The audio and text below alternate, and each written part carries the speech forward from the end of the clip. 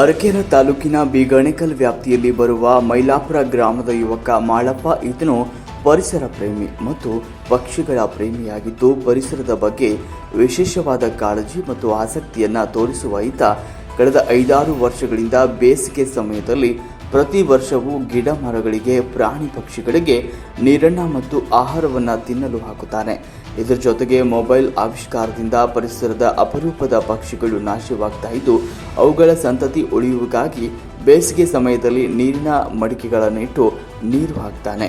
ಯುವಕನ ಚಟುವಟಿಕೆ ಆಸಕ್ತಿ ಸುತ್ತಮುತ್ತಲಿನ ಗ್ರಾಮದ ಯುವಕರಿಗೆ ಪ್ರೇರಣೆಯಾಗಿದೆ. ಪ್ರಾಣಿ ಪಕ್ಷಿ ಉಳಿಯುವಿಗಾಗಿ ಗಿಡ ಮರಗಳ ರಕ್ಷಣೆಗಾಗಿ ಶ್ರಮಿಸುತ್ತಿದ್ದಾನೆ.